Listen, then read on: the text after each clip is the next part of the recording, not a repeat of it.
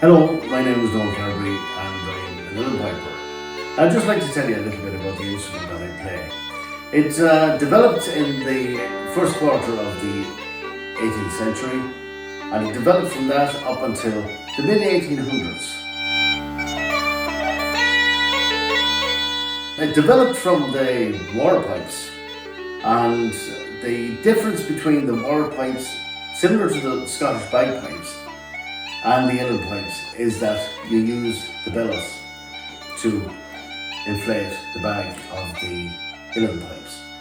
You can just see it's just like a leather bag. You have the timber, hardwood either side, but there's the valve here. So when you open up the bellows, it opens the valve to let in the air, and then when you push it, the valve closes here and it pushes the air through the nozzle that's attached to a pipe that's attached to the actual bag itself. So this is how you inflate the bag. Whereas with the bagpipes, it's a blowpipe that you blow, and you have to keep a constant pressure on the bag itself, but you're constantly blowing to inflate the bag itself. So that's the main difference with the bagpipes and the uilleann pipes itself.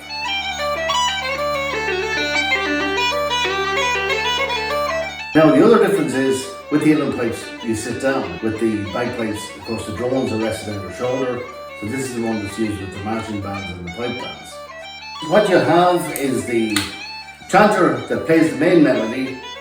You have the bag, of course, here, and underneath you have the drones.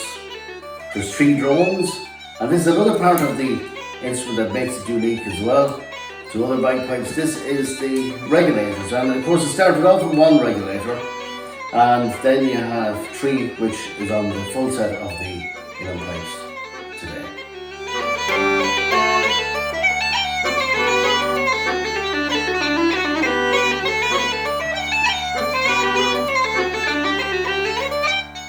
So the history of uilleann piping in County Longford. We hear that a lot of the pipers, of course, emigrated to basically over to America in the 1800s, and the instrument all over Ireland, of course, nearly died out. People playing, and of course makers as well. But the one guy, John Gillan from Longford Town, from the area of Ardnacassa in Longford Town, he was a noted piper and a great collector of music as well. And he also spoke of the other pipers that were in the county and are in the surrounding counties as well. But John Gillan, he lent his name to the tune Gillan's Apples, which is a great tune. But he spoke of people like Oney Brennan, who was a great piper from the area of Noel, and only used to accompany people on their way to Longford Town, where they'd be heading overseas. And of course, after the American wake, Oney would, on the back of the donkey cart, accompany them to Longford, where they get in the boat in the harbour, where, of course, the Market Square is today, but they get the boat all the way to Dublin, then, where there's, again, passage to America or England or wherever then. Another guy was Jackie Quinn. Jackie was a great piper as well, and he taught uilleann pipes in New York.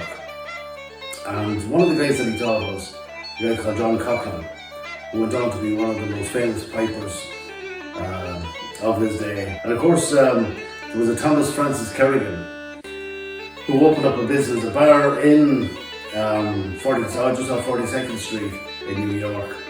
And he had a regular show every evening from 4 to 6, where he would entertain people playing the uilleann pipes with piano accompaniment or fiddle accompaniment. And my father was influenced, really, it was the first time he ever saw a set of pipes being played live was in Longford, just outside of Paris Park, where the great travelling piper, Johnny Dolan, was busking one time before a match in 1937. And this set the seed anyway, so we found out this is the instrument that he wanted to play. So he was very much influenced by the great piping of Johnny Noel.